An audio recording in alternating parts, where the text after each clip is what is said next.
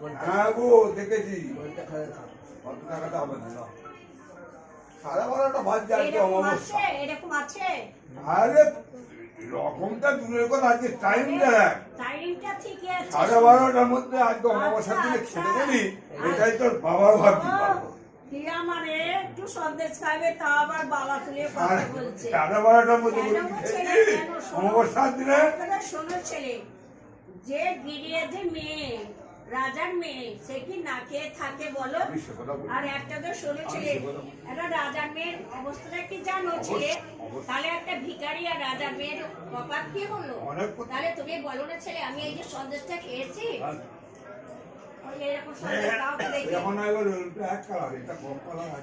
জানি জানি অনেক কালার আছে, তবে এরকম নেই তো। দেখো না ছেলে, ওর সাথে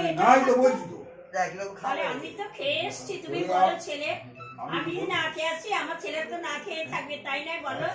যদি মনে করো মা না খায়, যদি ছেলে না খায়, তাহলে কি মায়ের কষ্ট হবে না? মা না খেলে ছেলের কষ্ট হবে, ছেলে না খেলে মায়ের কষ্ট হবে, তাই আমি খেয়ে আসলাম।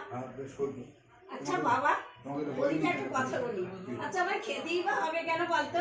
যে যখন খাচ্ছে সে তো আমি স্মরণ করেই খাচ্ছে, তাহলে খেতে হবে কেন? আমার তো খাওয়া হয়েই গেছে।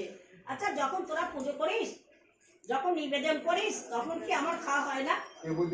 তাহলে কি তুমি বলতে চাও বলো? কি বলতে চাও তুমি? ভালো বলো। বলছি কি বলতে চাও? কি তুমি বলতে চাচ্ছো? আমার সাথে কি তুমি কি ভেবেছো?